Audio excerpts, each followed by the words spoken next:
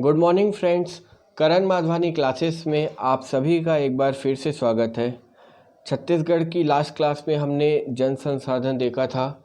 जन संसाधन में हमने नदी हो या अफवाह तंत्र, ये सारे टॉपिक जन संसाधन में ही आते हैं। लास्ट क्लास में हमने महानदी अफवाह तंत्र वाला टॉपिक कवर किया था। आज हम उसी वीडियो को आगे बढ़ाते हुए गोदावरी अफवाह तंत्र पढ़ेंगे। इसके बाद गंगा अफवाह तंत्र और नर्मदा अफवाह तंत्र भी है। ठीक है, तो पहले आज के लेक्चर में हम गोदावरी अफवाह तंत्र को कवर करेंगे, फिर अगले लेक्चर में गंगा अफवाह तंत्र और नर्मदा अफवाह तंत्र को एक साथ देखेंगे। ठीक है, तो गोदावरी अफवाह तंत्र, आप नाम से देखोगे गोदावरी अफवाह तंत्र, तो गोदावरी नदी के नाम पे इसका नाम क्या है, गोदावरी अफवाह तंत्र। तो इस वीडियो को आगे बढ़ाने से पहले हम गोदावरी रिवर के बारे में थोड़ा बेसिक फैक्ट देख लेते हैं।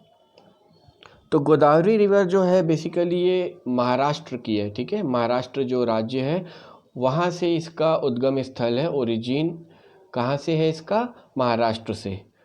तो महाराष्ट्र के जो नासिक ज़िला है वहाँ से इसका उद्गम स्थल है। नासिक ज़िले में 40 किलोमीटर दूर जो त्र्यंबकेश्वर है वहाँ से इसका क्या है, उद्गम स्थल है। नाम इम्पॉर्टेंट है, आप याद रखिएगा। महाराष्ट्र के नासिक ज़िला के 40 किलोमीटर आप दूर जाओगे तो वहाँ त्र्यंबकेश्वर है, वहाँ से इसका क्या है, उद्गम स्थल है। 12 ज्योतिर्लिंग हैं, उनमें से एक है ये त्र्यंबकेश्वर। ठीक है, तो गोदावरी नदी की जो कुल लंबाई है वो 1465 किलोमीटर है, 1465 किलोमीटर। ये दक्षिण भारत की बहुत महत्वपूर्ण नदी है, सबसे लंबी नदी है, इसलिए इसको दक्षिण गंगा भी कहा जाता है। गोदावरी नदी को दक्षिण गंगा भी कहा जाता है। ठीक है, तो ये बेसिक फैक्ट था गोदावरी अफवाह तंत्र के बारे में। अभी हम इसको पढ़ क्यों रहे हैं, क्योंकि छत्तीसगढ़ में बहने वाली या छत्तीसगढ़ की कुछ नदियां जो हैं इसकी सहायक नदियां हैं। ठीक है, छत्तीसगढ़ में बहने वाली या छत्तीसगढ़ की कुछ नदियां इसकी सहायक नदी है जो कि गोदावरी अफवाह तंत्र का हिस्सा है, इसीलिए हम गोदावरी अफवाह तंत्र को पढ़ रहे हैं। ठीक, तो गोदावरी अफवाह तंत्र में आप देखोगे जल संग्रह प्रतिशत कितना है, 28%। तो छत्तीसगढ़ में टोटल जितनी नदियां हैं उसका जो पानी है उसमें से टोटल जो 28% है वो किसका हिस्सा है, गोदावरी अफवाह तंत्र का है। अफवाह क्षेत्र आप देखोगे कि ये पूरा साउथ वाले हिस्से में बहती है, तो इसीलिए बस्तर संभाग के ज़िलों में है। ठीक है, लगभग बस्तर संभाग के 7 ज़िलों को ये कवर करती है। गोदावरी नदी की सहायक नदियां देखते हैं। ठीक है, तो गोदावरी नदी की सहायक नदियों में सबसे पहले इंद्रावती नदी, नंबर दूसरे में शबरी नदी, नंबर तीसरे में चिंता नदी और नंबर चौथे में तालपेरू नदी। ठीक है, आप देख रहे होंगे इंद्रावती नदी और शबरी नदी में मैंने स्टार मार्क किया हुआ है। तो ये बहुत इम्पॉर्टेंट रिवर है, इसीलिए इम्पॉर्टेंट है क्योंकि जो इंद्रावती रिवर है वो छत्तीसगढ़ की तीसरी सबसे बड़ी नदी है लंबाई के आधार पे, और जो शबरी नदी है वो छत्तीसगढ़ की 5वीं सबसे नदी है लंबाई के आधार पे। मैं आपको और आगे आने वाले वीडियो में सारी नदियों की लंबाई बताऊंगा, तो आपको उसमें वो नोट्स मिल जाएगा। तो हम एक एक करके ये चारों नदियों को देखेंगे जो कि गोदावरी की सहायक नदियां हैं। आज हम इसको पूरा मैप में कवर करेंगे ताकि आपको मैप में अच्छे से समझ में आएगा। ठीक है, हम नीचे से स्टार्ट करेंगे। सबसे पहले हम तालपेरू नदी को, फिर चिंता नदी, क्योंकि इसकी फर्दर कोई सहायक नदियाँ नहीं हैं। फिर उसके बाद शबरी नदी देखेंगे, इसकी 2 और सहायक नदियाँ हैं। उसके बाद इंद्रावती नदी, इसकी 8 या 9 सहायक नदियाँ हैं। तो पहले सिंगल नदी को कवर करते हैं, तालपेरू और चिंता नदी को। सीधा हम मैप में आते हैं। फिर ये नोट्स जो है मैं आप देख पा रहे हो, ये सारे नोट्स भी आपको मैं पूरा एक बार पढ़ के रीड करके समझा दूंगा। तो सीधा हम मैप में आते हैं, मैप में आपको बहुत अच्छे से समझ में आएगा। ये आप मैप देखो, ये गोदावरी अफवाह तंत्र है छत्तीसगढ़ ज़िले में। सबसे पहले मैंने आपको बोला था कि सबसे पहले मैं तालपेरू नदी के बारे में बताऊंगा। आप देखो ये तालपेरू नदी है, ये है तालपेरू नदी। ये तालपेरू नदी जो है आप देखो यहाँ इस पॉइंट पे किससे मिल जा रही है, गोदावरी नदी से मिल रही है। ठीक है, इसके बाद अब इसको देख लेते हैं ये कौन से ज़िले में है। आप मैप से गैस कर सकते हो ये कौन से ज़िले में है। तो आप अगर मैप छत्तीसगढ़ का अगर आपको याद होगा तो आप बहुत अच्छे से बता पाओगे। वैसे ये बीजापुर ज़िले में है, ठीक है। तालपेर नदी बीजापुर ज़िले में है। इसके बाद कौन सी नदी है, चिंता नदी। चिंता नदी आप देखो ये सुकमा ज़िले से इसका उद्गम स्थल है और ये गोदावरी नदी में क्या हो रही है, जाके मिल जा रही है। क्लियर है। इसके बाद फिर मैंने आपको बोला था शबरी नदी। शबरी नदी के बारे में हम देख लेते हैं। तो देखो ये शबरी नदी जो है इसका उद्गम स्थल यहाँ से है, ठीक है। ये इस वाले पॉइंट से शबरी नदी का उद्गम स्थल है, ठीक है। आइए देखो ऐसे बहते हुए ये जो डार्क वाला पोर्शन दिख रहा है ये शबरी नदी है और ये नीचे आ रही है दक्षिण की ओर बहते हुए। आप देखो गोदावरी में इस पॉइंट से मिल रही है, ये शबरी नदी इस पॉइंट में मिल रही है, ठीक है। लगभग ये तेलंगाना राज्य है, यहाँ पर मिल रही है। तो देखोगे ये लंबाई के आधार पर छत्तीसगढ़ की 5वीं सबसे लंबी नदी है और इसकी 2 महत्वपूर्ण सहायक नदियाँ हैं, उसके बारे में हम देख लेते हैं।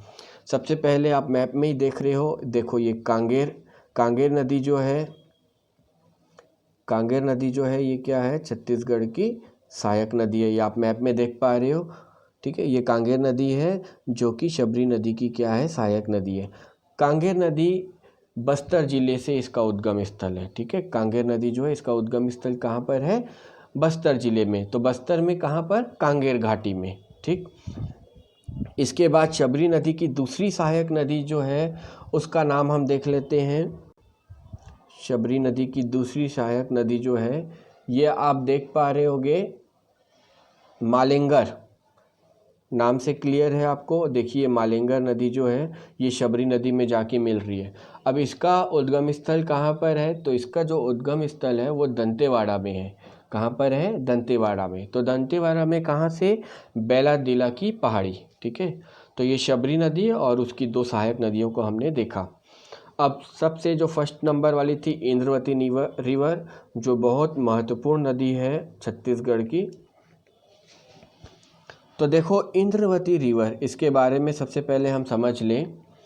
इंद्रवती रिवर जो है इसका उद्गम स्थल या इसका जो ओरिजिन है वो उड़ीसा से है। कहाँ से, उड़ीसा राज्य। तो उड़ीसा राज्य में जो कालाहांडी है, कालाहांडी बेसिकली धर्मगढ़ तहसील के अंतर्गत है, वहाँ से इसका उद्गम स्थल है और इसका फ्लो जो है वो ईस्ट से वेस्ट की तरफ है, ठीक है। इंद्रवती नदी का जो बहाव है वो पूर्व से पश्चिम की तरफ है, पूर्व से पश्चिम की तरफ बहते हुए फिर ये दक्षिण की ओर मुड़ती है। और देखिए ये पूर्व से दक्षिण की ओर ये बह रही है, पूर्व से ये पश्चिम की ओर बह रही है, फिर ये दक्षिण में देखिए गोदावरी नदी से मिल रही है इस पॉइंट पे, ठीक है। तो इंद्रवती की सारी सहायक नदियों को हम एक एक करके देख लेते हैं जिलों वाइज। तो सबसे पहले आप देखोगे इंद्रवती की 2 सहायक नदी बोर्डिंग और नारंगी। बोर्डिंग और नारंगी इसकी 2 सहायक नदी है। तो बोर्डिंग और नारंगी जो है वो बैलाडीला ज़िले से निकल के और बस्तर ज़िले में जाके इससे मिल जाती है।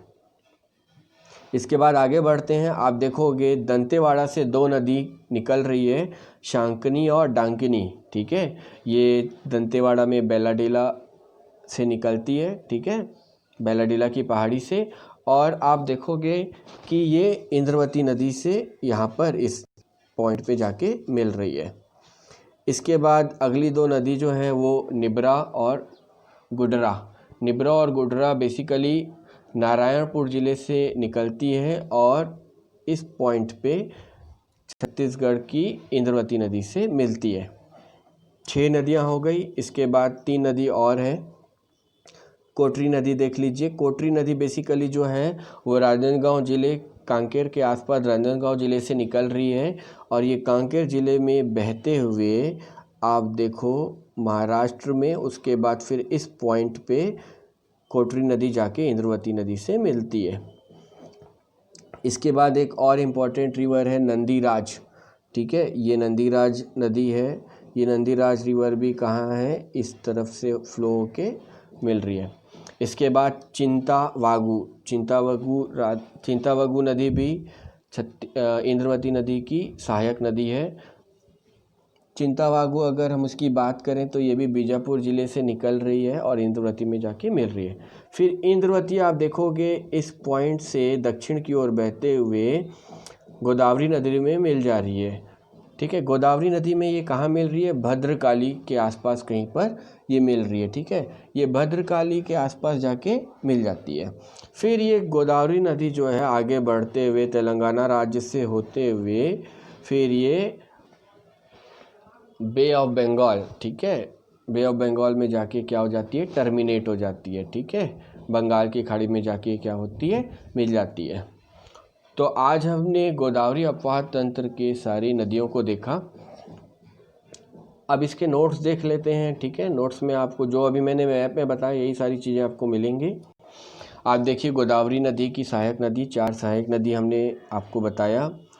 फिर हमने आपको बताया कि तालपेरू नदी और जो चिंता नदी है सिंगल रिवर है, इसकी कोई सहायक नदी नहीं है। फिर मैंने आपको बताया था शबरी नदी की 2 सहायक नदी है। ये आप देखिए शबरी नदी, इसकी 2 सहायक नदी है, मालेंगर और कांगेर नदी। ठीक है, इसके बाद इंद्रवती की सहायक नदी जो मैंने बताया, आप देखोगे जिला वाइज इसमें लिखा हुआ है। ठीक है, आप ये नोट्स स्क्रीनशॉट ले लीजिए अगर आपको नोट्स बनाना है तो, और मैप के थ्रू आपको मैंने बताया मैप के थ्रू बहुत जल्दी याद हो जाता है, तो बेटर है आप भी मैप के थ्रू इसको लर्न करें। इसके बाद अब जितनी भी नदी पढ़ी है हमने इंद्रवती की जो सहायक नदियां हैं, अब हम इसका एक बार उद्गम स्थल देख लेते हैं ताकि आपको रिवाइज हो जाए अच्छे से, क्योंकि ये एग्ज़ाम में आता है।